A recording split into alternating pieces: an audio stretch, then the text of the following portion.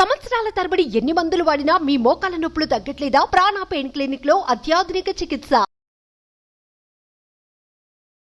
నమస్కారం అండి, డాక్టర్ శ్రీ ఆచార్య అనంతకృష్ణ స్వామి గారు. నమస్కారం. చాలా మంది అడిగేది ఏంటంటే క్లాసెస్ ఎక్కడ స్టార్ట్ అవబోతున్నాయి, డేట్స్ ఏంటి అని అడిగే వాళ్ళు చాలా మంది ఉన్నారు. ఫస్ట్ క్లాస్ వివరాలు చెప్పండి సార్. ఓకేమ్మా, ఇప్పుడు మనకి 2024లో 6 అక్టోబర్ వచ్చి విజయవాడలో ఉంటుంది, 20 అక్టోబర్ వచ్చి హైదరాబాద్లో ఉంటుంది, 27 అక్టోబర్ వచ్చి మనకి బెంగళూరులో ఉంటుంది. ఓకే. అలాగే 3 నవంబర్ వచ్చేసి మనకు వైజాగ్లో ఉంటుంది, 10 నవంబర్ వచ్చి తిరుపతిలో ఉంటుంది, 1 డిసెంబర్ వచ్చి మనకి రాజమండ్రిలో ఉంటుంది. ఈ విధంగా వీలైనంత తొందరగా ఎన్రోల్ చేసుకోండి. క్లాసులు చాలా రష్గా ఉన్నాయి. ఓకే, డెఫినెట్గా సార్. దసరా దేవి నవరాత్రులు అనగానే చాలామందికి అమ్మవారి రూపం కనిపిస్తూ ఉంటుంది. ప్రతి ఇల్లు కూడా ధూపదీప నైవేద్యాలతో కలకలలాడుతూ ఉంటుంది. మీ సబ్జెక్ట్ వేరు, కానీ ఆధ్యాత్మికంగా చూసుకుంటే చాలా డెప్త్గా లోతుగా మీకు తెలుసని నేను చాలాసార్లు విన్నాను. మీరు మాట్లాడుతున్నా కూడా అప్పుడప్పుడు నేను వింటూ ఉంటాను. సో ఈ దేవి నవరాత్రులకు సంబంధించి కూడా ఏదన్నా మీ సైడ్ నుంచి నేను చెప్తారని ఆశిస్తూ ఉన్నాను. ఏం చేస్తే మంచిది అంటారు? ఆ కాస్మిక్ ఎనర్జీ ఏ విధంగా మనకి హెల్ప్ అవుతూ ఉంటుంది? ఇప్పుడు అమ్మవారిని మనం అనంత శక్తి అంటామమ్మా. అనంతమైన శక్తి అంటే అనంతం, మీకు అంతం లేదు ఇక. ఓకేనా? అమ్మవారి గురించి చెప్పుకోవాలంటే చాలా ఉంది. ఎందుకంటే మన తల్లి గురించి మనం ఎంత చెప్పినా తక్కువే. నేను ఒక అమ్మవారి ఉపసకుడిగా నేను కూడా ప్రతి సంవత్సరం అమ్మవారి సంబంధించిన కార్యక్రమాలు నిర్వహిస్తాను. మా పీఠ సంప్రదాయం ప్రకారం నేను గతంలో కూడా వీడియోలో చెప్పాను. ఒకటి, మనకి నవరాత్రుల్లో అమ్మవారి హోమం చేస్తాం. నేను ప్రత్యంగర ఉపాసకుని కాబట్టి ప్రత్యంగర హోమం చేస్తాను. ఓకే. అలాగే శివరాత్రికి మనం పాశుపత రుద్రాభిషేకం చేస్తాం. అలాగే మనం మళ్ళీ గురు పౌర్ణమి ఉత్సవాలు చేస్తాం. ఇవి 3 మా పీఠ సంప్రదాయం ప్రకారం ప్రతి సంవత్సరం చేస్తాం, జరుగుతూ ఉంటాయి. దీనికి మన సబ్జెక్టుకు సంబంధం లేదు ఫస్ట్ ఆఫ్ ఆల్. ఎందుకంటే చాలామంది మళ్ళీ కన్ఫ్యూజ్ అవుతారు. ఆ గురుగారు ఏంటి, మళ్ళీ ఇదేంటి అదేంటి అని. అవన్నీ కన్ఫ్యూజ్ అవుద్ది. మా పీఠ సంప్రదాయం ప్రకారం మేము చేసుకుంటున్నాం. ఎవరైనా రావాలనుకుంటే రావచ్చు, లేకపోతే లేదు. నేను ఎవరిని రమ్మని కూడా చెప్పను. రావాలనుకునే వాళ్ళు రావచ్చు, బ్రహ్మణంగా రావచ్చు, దాని ఏం లేదు. బ్రహ్మణంగా రావచ్చు. మీరు రావాలనుకుంటే నెంబర్లు ఉంటాయి, నెంబర్లో కాల్ చేసి రావచ్చు. డెఫినెట్గా సార్. ఈ 3 కార్యక్రమాలు మేము చేస్తామమ్మా. కాబట్టి అమ్మవారు అంటే నాకు చాలా ఇష్టం. ఎందుకంటే ఇక్కడ ఏం చెప్తారంటే, ఒక సాధనలో ఒక సాధకుడు ఒక స్థాయికి వెళ్ళిన తర్వాత ఏమవుతుందంటే అహంకారం అనేది వస్తుంది. ఒక సాధనలో ఒక సాధకుడు ఒక స్థాయికి వెళ్ళిన తర్వాత అహంకారం వస్తుంది. అది నా పట్ల కూడా జరిగింది. ఎందుకు వస్తుంది అంటే, ఆ సాధనలో ఏమవుతుందంటే బాడీలో వేడి అనేది పెరిగిపోతుంది. అంటే దాని యొక్క ఎనర్జీ యొక్క శక్తి బాడీలో వేడి అనేది పెరిగిపోతుంది. వేడి పెరిగిపోయి మనిషి లోపల అహంకారం అనేది ప్రబలుతుంది. అంటే నా అంతటి వాడు లేడు, నేను ఇంత గొప్ప సాధన చేశాను, నేనేమైనా చేయగలను, నేనేమైనా సృష్టించగలను, నేను ఏదైనా డిస్ట్రాయ్ చేయగలను. ఇట్లాంటి ఎంత బాగున్నా సరే ఆ లోపల కలుగుతుంటాయి. అవన్నీ కలుగుతుంటాయి ఎప్పుడు ఒక స్థాయికి వచ్చిన తర్వాత. ఆ ప్రైమరీ స్టేజ్లో నేర్చుకున్న స్టేజ్లో కాదు. అంత సాధించిన తర్వాత ఇతడు ఒక గొప్ప సాధకుడై ఇతరులకి స్థాయికి వచ్చిన తర్వాత చాలామందికి, నాకనే కాదు చాలామందికి అలా వస్తుంది ఆ భావన కలదు. ఆ భావనలు ఏమవుతారంటే ఏదో అలజడి చేసేసి ఇరుక్కుపోయి వాళ్ళు డిస్టర్బ్ అవుతారు. అర్థమైందా? కాబట్టి ఎమ్మటే ఏం చేయాలంటే, నువ్వు ఆ సాధనలో ఎంతో సాధించావు, అదంతా కూడా ఒక గ్రేట్ ఎనర్జీ. ఎప్పుడు ఎమ్మటే ఏం చేయాలంటే మనం అమ్మవారి సాధనలోకి వెళ్ళిపోవాలి.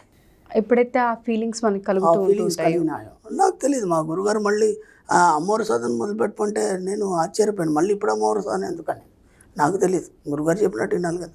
అమ్మవారి సాధన మొదలుపెట్టుకున్నాడు. అప్పుడు అర్థం కాలేదు నాకు అప్పుడు అర్థమైంది కదా. అమ్మవారి సాధన మొదలుపెట్టిన తర్వాత కొన్ని రోజుల తర్వాత సాధనలో సిద్ధి అయిపోయిన తర్వాత అప్పుడు నా లోపల ఉన్న అహంకారం తగ్గి ప్రేమతత్వం మొదలైంది. అది ఎలా ఉంటుందంటే, ఒక తల్లికి ఒక బిడ్డకు ఉన్నటువంటి ఏదైతే ఆప్యాయత, ప్రేమ, సున్నితత్వం అలా అయిపోయింది. ఇక మైండ్లోంచి కానీ బాడీలోంచి కానీ ఎలాంటి ఒక ఉద్రేకం కానీ లేదంటే అరవడం కానీ, అంతకుముందు గట్టిగా అరిచేది చేయడం ఇవన్నీ ఉండేది. అసలు ఎప్పుడైతే అమ్మవారిని నేను పట్టుకొని అమ్మవారి సాధన చేశానో, చేసిన తర్వాత ఆ యొక్క సైలెన్స్నెస్ అనేది వచ్చేసి ఒక మృదుత్వం. ఎవరితో మాట్లాడినా ఓ చిన్న పిల్లాడిలాగా ఉండడం. అసలు నేను పెద్దోన్నని మర్చిపోయాను.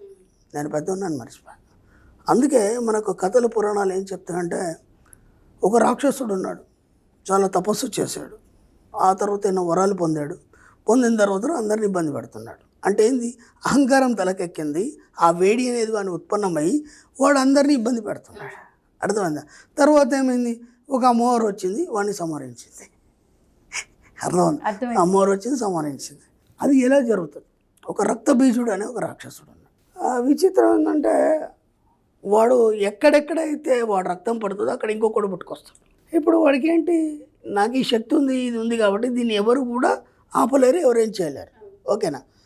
అప్పుడు దుర్గా వరం పొందింది అమ్మవారి దగ్గరికి వెళ్ళి, అమ్మమ్మ ఇది పరిస్థితి, వాడిని ఎలా చంపాలి, వాడు రక్తం బొట్టు కింద పడితే మళ్ళీ ఇంకోటి మనిషి పుడుతున్నాడు అనగానే అప్పుడే ఉంది కదా ధ్యానంలో అమ్మవారు కనిపించింది. తర్వాత అడిగిన తర్వాత నువ్వు రేపు మార్నింగ్ వెళ్ళి నేను వస్తాను యుద్ధానికి, ఓకేనా?